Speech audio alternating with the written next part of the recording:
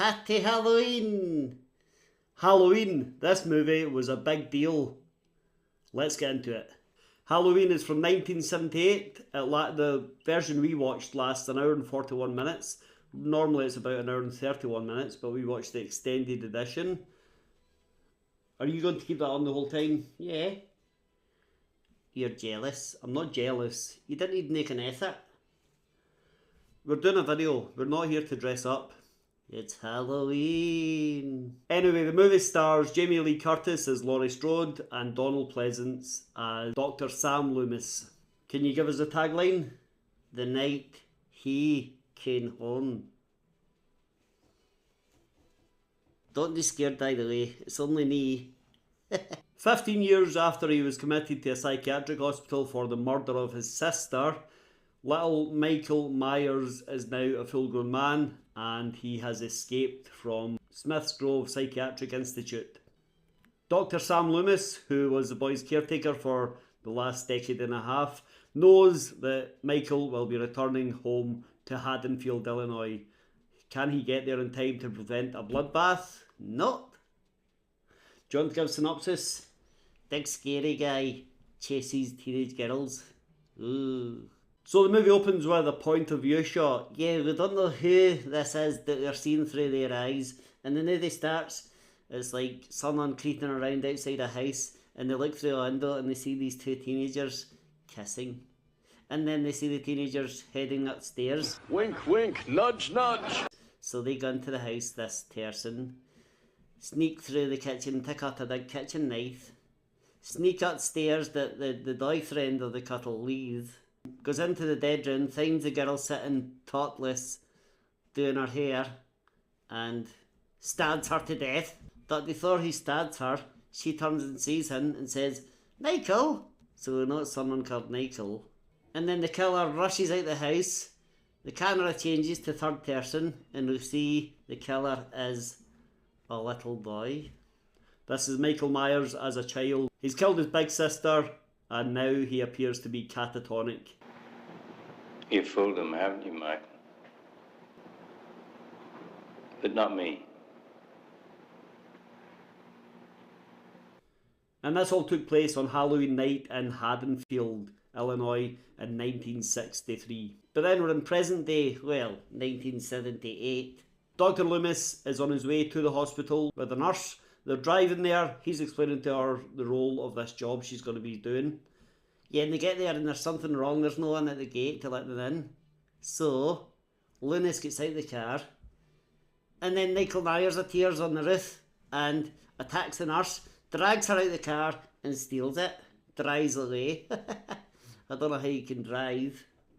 I don't know either, but Loomis makes a remark like maybe someone here giving him lessons. Yeah, who would do that? I don't know. This movie's a little bit weird. What do you mean weird? It's okay. It's not great. It is great. It's okay. I've seen it all before. You probably have seen it all before. I have? Yeah, you probably have seen it all before, but this was the first one. You've seen everything that came after it. What do you mean? This was one of the original horror movies of this type. In fact, this is widely regarded as the original teenager, slasher, murderous stalker type movies. Really? Yeah. Are you going to keep this thing on the whole time? Yeah. No, please take it off at some point. Why? It's terrifying. I know, it's great. Anyway, Dr. Loomis sees the car driving off, and wait, why does the name Sam Loomis sound familiar? Sam Loomis is also a character in Psycho. Ah, yeah, that's right. That's not confusing at all. Well, John Carpenter, the director of this movie, says it's an homage. It's a direct lift.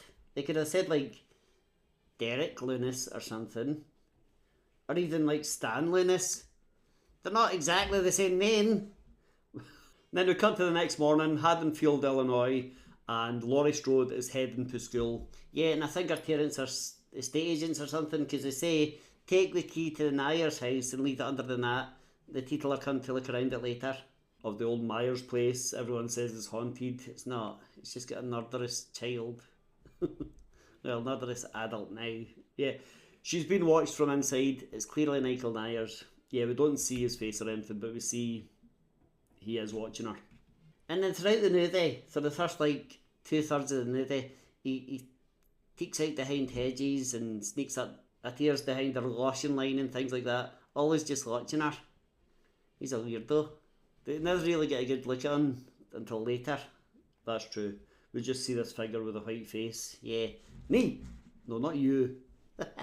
Oh, did you hear what Dr. Loomis said when Michael Myers drove off that night? What, the hospital with the nurse? Yeah. He said, "He's gone. The evil is gone from here." He's gone. He's gone from here. The evil is gone. Calm down, Nate. Anyway, at the end of this school day, Michael Myers drives slowly. He is stalking Laurie Strode, not a little boy. What's he thinking? I don't know. This is not a good look, Michael Myers. He follows him for about half a block and then just drives off. And nothing comes of that ever again. It's a bit of a strange scene, actually. Yeah. Right, take this off, come on. No. Yeah. Style, Stuart. Look, they want to see your face. Bonjour. Dr. Loomis knows that Michael Myers is going to head back to his hometown of Haddonfield, so he gets in the car and heads off there. On the way, he stops to make a phone call to warn the local law authorities. No one believes him that Michael Myers is coming. Why? I really don't know why, but everyone's like, yeah, whatever you say, crazy old man. Crazy old man. And then we see Laurie, her friends Annie and Linda all arranging their plans for Halloween night. Yeah, two of them are going to be babysitting. One of them's getting the boyfriend round. That's Linda, she's getting her boyfriend Dodd round. And then Annie says, hopefully my boyfriend Paul can come round as well. And they'll just use this house that I'm babysitting a little girl in as a sex dungeon. She doesn't say sex dungeon. But the plan to use is a bit of a party house once the little girl's in bed. Or not. Meanwhile, Laurie is a geek. She's a bit of a nerd, and as such, she doesn't have a date. But she's babysitting as well anyway. She's babysitting a little boy called Tommy. Yeah.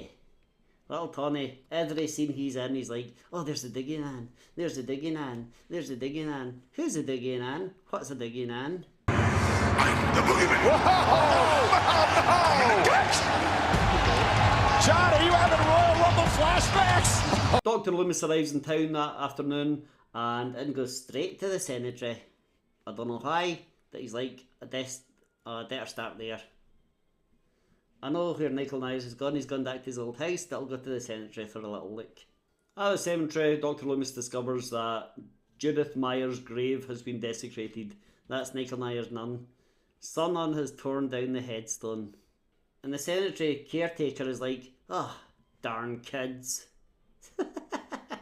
Why would kids do that? I don't know, he thinks it's to do with Halloween. He's crazy. I get a feeling some of the actors in this movie are not professional actors. I think everyone does alright. I'm less convinced. Did you say it's an independent movie? It was, yeah. Yeah, it's pretty clear. Later, Annie is giving Laurie Strode a lift in her car to the house that she's going to be babysitting at. They stop to talk to Annie's dad. He's a cop. He's a local law enforcement. And he's like, hey, just to let you know, someone broke into the old hardware store. They stole a couple of kitchen knives, rope, and a Halloween mask. Must have been kids. Kids get blamed for everything in this town. I mean, he's already been warned that there's a vicious killer coming to town, that he's like, ha, kids. At this point, Dr. Loomis arrives in town and meets Annie's dad, the police officer. Yeah, and Michael Myers just drives right past them. Open your eyes, Loomis. Well, he doesn't notice him. I don't know how. He's massive and he's wearing a big white mask. That night, the cop and Dr. Loomis go to the old Myers house. Yeah, and they got upstairs and had a look around. And then the cop says, well, I'll come back in half an hour. Enjoy. And leaves. What's Loomis meant to do in this empty house? I don't know. But we also catch up with the girls. Laurie is babysitting Tommy. Annie is babysitting a little girl called Lindsay. And Lindsay's got this dog. Poor dog. We get the feeling someone is watching the house that Annie's in. And yeah, and the dog gets killed, it gets strangled. Poor dog. Michael Myers, you're a bad guy. Well, I think we know he's a bad guy. Yeah, but now he's a really bad guy. Such a shit. I know. Annie and Lindsay make the occasional phone call to each other. They're calling other people, getting phone calls from other people. Annie eventually gets a phone call from Paul saying, "Hey babe, come and pick me up." So she takes Lindsay over to Tommy and Laurie's place and says, "I'm just going to leave her here, so tough." What a great friend you are, Squidward. Yeah, she's like, "I'll talk to that boy you like if you look after this other kid. But I still want the nanny for the babysitting." What kind of a sap is Laurie? I don't know if she's a sap, she's just nice. She's a loser. That's a bit harsh. So Annie heads to her car, gets in the car, and she tastes her crimes. Well, it's not a crime, she's just like, she's using her friend. Yeah, but that's not really a crime. But, yeah. Michael Myers appears from the back seat and starts to choke her. Yeah, choke her, and then stabs her through the seat. And this is the first time we actually see his face. It's the first proper look we get, even though it's still a bit... It's not 100% clear because it's like fogged up glass because of all the heavy breathing from all the murder. Oh, do you know what I really like about this now, Day? What is it? Not the acting. Well, what do you like? The music? Oh, that Halloween theme. Yeah, all the music. Alright. The music in this movie is great. It's like Psycho as well. It's like kind of makes the movie. It's a huge part of the movie, I do agree. Without it, the movie would be fine. But not that great, not that memorable. I'd be like, oh yeah, that movie, that was okay, it had some good ideas. Anyway, let's move on. But now it's like, oh, Halloween, that music, nan. Okay. Okay, is that your expert opinion? Yeah, okay. This whole time, Dr. Loomis is keeping an eye on Michael Myers' place. Yeah, throwing the dishes outside, and there's these three little kids looking at it, right? And they're like, oh, I dare you to go and chat that door. I dare you to go inside, it's a haunted house, you know. I dare you, dare you, dare you, dare you. So one of the little kids is like, I'm not scared, I'll go up, I'll go inside. So he goes to the front door, and he's about to open it. And then Dr. Loomis, throwing the dishes, shouts, "Hey, get away from there, kid." Hey? Hey, Lonnie, get your ass away from there. And scares them. Yeah, and that's the end of that scene. Yeah, well. Now, Linda and Bob arrive at the house where Lindsay lives, where Annie was supposed to be babysitting. They're expecting to find Annie and Paul and the little girl in bed. Annie and Paul downstairs and the little girl upstairs in bed. Whew. And they think they're going to have a few drinks, maybe smoke a joint and just have a great night with their friends. But they arrive at the house in darkness. They instantly decide, let's start making out on the couch. And then within seconds they're like, let's go upstairs and make love. So that's what they do. Yes, they do. After they're done, very quickly, after they're done, Bob says, hey, I'm going to go downstairs and get us a beer from the fridge. So he does. He goes downstairs in the dark, gets some beer from the fridge, turns round, and Michael Myers is there. Michael Myers takes him up by the neck, chokes him, takes out a knife, stabs him, and pins him to the door. How much strength would you need for that? I don't know, you'd have to be pretty strong. It's like a cartoon. It's a scary movie. It's a joke. Linda's still in bed waiting for Bob to come back. He comes back, or so she thinks. It's someone, well, it's obviously Michael Myers, under a dead sheet, wearing glasses, Dodd's glasses. Why did he go to all this effort? He's just going to kill her anyway. Well, I don't know, but he stands there and freaks her out for a while. And she says, well, if you're giving me the silent treatment, if you're not speaking to me, I'm just going to phone one of my friends. So she phones Laurie, and Michael Myers starts to choke her to death. And Laurie thinks, oh, it's a dirty phone call. Oh, I must have misheard. Very funny, Linda, ha ha ha. And hangs up. But then she thinks, maybe it wasn't just a dirty phone call. Don't know why she thinks that. I don't know why either. But she heads outside, leaves the kids unattended, goes across the road to the house where Annie and Linda and Paul and Dodd are supposed to be partying by now. And it's in darkness. And it's empty. And she goes upstairs into a bedroom and finds Annie dead. With a headstone above her. Judith Meyer's headstone on the bed above her. Nice and clean, like. It's nice and clean, despite being there for however many years. Well, maybe he took time to polish it up. Sure. Just like Sunderland is getting them driving lessons. See the lot of holes in this now, they Nate. It's a classic. Yeah. So as Laurie is reacting to finding one of her best friends dead on a bed, she steps back and opens the door. Yeah, and Dodd comes slinging down upside down. What? How did his daddy get there? I don't know what Michael Myers has been up to. But yeah, I guess that's him using the rope that he stole. Sure. And then a closet door flies open and Linda is also in there. Dead. Yeah, all her friends are dead. Dead. Yeah. And then Michael Myers appears and starts to chase her and tries to kill her. She manages to get away. She runs off. Yeah, she leads them straight to the house of the kids. What an asshole! Great news. Here, take the children. Just don't hurt me. That's not what she's doing. It is. She hides right beneath a window. Yeah, Michael Myers reaches in, tries to stab her with a kitchen knife, and then she picks up a knitting needle that's beside the sofa and stabs it into his neck. Surely that's him dead.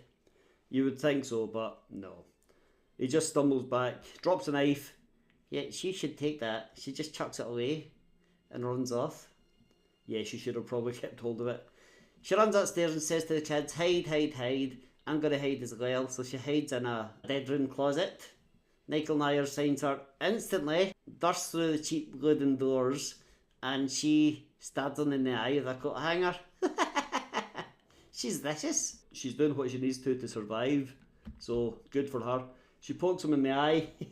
He stumbles back again and falls to the ground. And then she gets out and she goes and finds the kids and says, kids, come on out. It's all good. And they run out the house and get help. So that's what the kids do. They get out of the house screaming and shouting. As they're screaming and hollering and running away, I think Dr. Loomis hears this. Well, Laurie is in the house, catching her breath, thinking, whew, that was quite the ordeal. Yeah, and then in the background, Michael Myers just sits up. But she doesn't notice. She stands up and starts to leave. Like, oh, what a day. And then Michael Myers appears behind her, grabs her and starts to choke her. But then Dr. Loomis comes running up the stairs and shoots him about 5 times.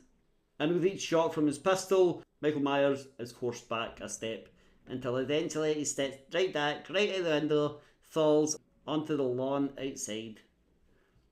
He must be dead. Yeah. Until the sequel. Dr. Loomis makes sure Laurie's okay, and then Laurie Strode says to Dr. Loomis, "What's the boogeyman?" Dr. Loomis says, As a matter of fact, it was. and then Dr. Loomis goes, looks out the window, and guess what? Michael Myers' body is gone. And so begins one of the longest running, most insane franchises of all time. Trivia. Michael Myers' full name is Michael Audrey Myers. Audrey? Yeah. But they only ever say it in the TV version of this now, they? Okay, never heard that before. Had you seen the TV version? No. That's why. Okay. Anything else? Yeah, Jamie Lee Curtis was cast because John Carpenter thought it would be the ultimate tribute to his hero Alfred Hitchcock, because her nun, Janet Leigh, was the star of Psycho. There's no such thing as nepotism in Hollywood, is there? Well, anymore. Yeah, the sounds of the stab, every time Michael stabs a nun, the sound effect they use is of a watermelon being stabbed. Okay, that's cool. Yeah, poor watermelon.